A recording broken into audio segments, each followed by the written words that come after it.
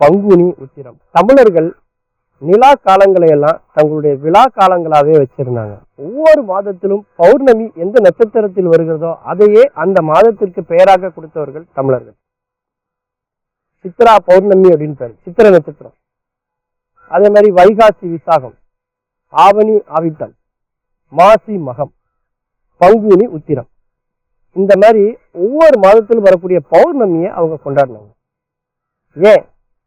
அந்த காலத்துல மின்சாரமே இல்லாத காலம், மின்சாரமே கண்டுபிடிக்காத ஒரு காலம், விளக்குகளே இல்லாத ஒரு காலம். அப்போ தங்களுடைய இறைவனை வணங்கும் போது நிலவினுடைய வெளிச்சம் முழுமையாக இருக்கிற நாள்ல அந்த விழாவை அவங்க வச்சிருந்திருக்காங்க.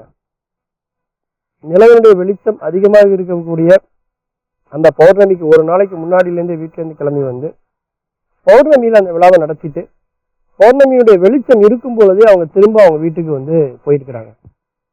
அப்படி பல ஊர்களிலிருந்தும் மாட்டு வண்டிகள்ல கால்நடையாக நடந்து வந்து ஒன்று சேர்ந்து இந்த விழாவை வந்து ஒவ்வொரு மாதமும் பௌர்ணமியை வந்து அவங்க வந்து கொண்டாடிட்டாங்க. அதிலும் குறிப்பாக பௌர்ணமி அதாவது பங்குனி உத்திரம் 12 மாதங்கள்ல 12வது மாதமாக வரக்கூடியது பங்குனி. அதே நேரத்துல நட்சத்திரங்கள்ல 12வது வரக்கூடியது உத்திரம் வந்து 12வது நட்சத்திரம்.